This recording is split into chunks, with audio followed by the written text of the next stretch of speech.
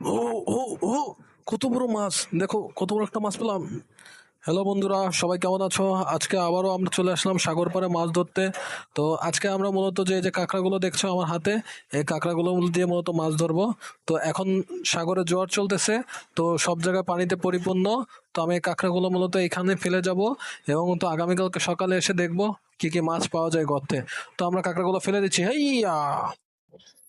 তো বন্ধুরা, দেখতে পাচ্ছ যে আমি কাঁকড়াগুলো এখানে ফেলে রাখলাম, এবং তো আগামীকাল সকালে আসবো মাছ ধরার জন্য। তো সকাল হয়ে গেল, আমি আর আমার বন্ধু লাতু চলে আসলাম দুইটা বড় বড় পানি সেচার মেশিন নিয়ে। এগুলোকে এখন আমি পানি লাগাবো, যেহেতু ভাটা হয়ে গেছে, পানিটা কিছু টেনে গেছে। তাই নতুন করে আমরা আর কি যে অবশিষ্ট পানিটা আছে এইটুকু আমরা ছেঁচে মূলত এখানে মাছ ধরবো, যে যে মাছ আসছে।